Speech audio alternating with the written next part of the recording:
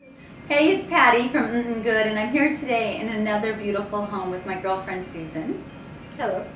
And Susan is bringing to us a fabulous new recipe that I've never made, and it's called, what do you guys call these? Walnut raspberry thumbprints. And I call them Susan's Thumbprints online. But this is a family tradition. You guys make these every year. Every year. And it's pretty easy. Very easy. Okay, so then why don't you tell us what you do first? Okay, so first we take 1 stick of butter, which is a half a cup, pour it in a bowl.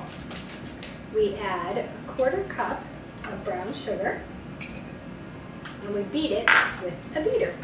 So while Susan's beating the butter with the brown sugar, I'm going to separate the egg.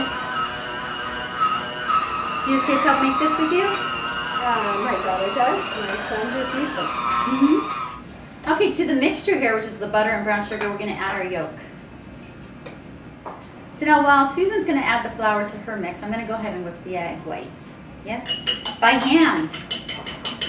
They just need to be a little frothy. It's not like you're turning it into a meringue. Okay, fabulous. So they just need to be frothy, not so much like a meringue. You can go to my website at MmGood.com to see photos of this. So Susan and I are joking because I'm all about using the gadgets, and she does everything the old-fashioned traditional way. Using the fork, using her hands, throwing it in the egg wash. Me, I had to pull out all the tools. So you can see how easy and simplified baking can be. So now we're going to go ahead and scoop them and then put them in the egg wash. And then we're going to put them in some walnuts, and we put a little bit of vanilla extract on these.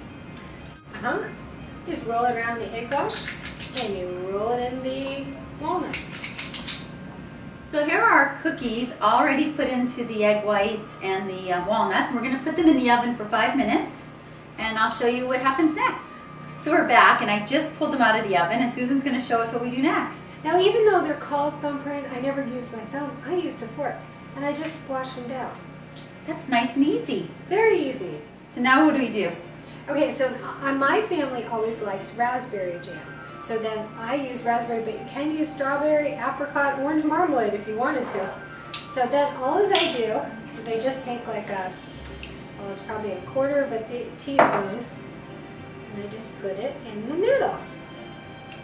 And when you cook it, then the jam gets all cooked.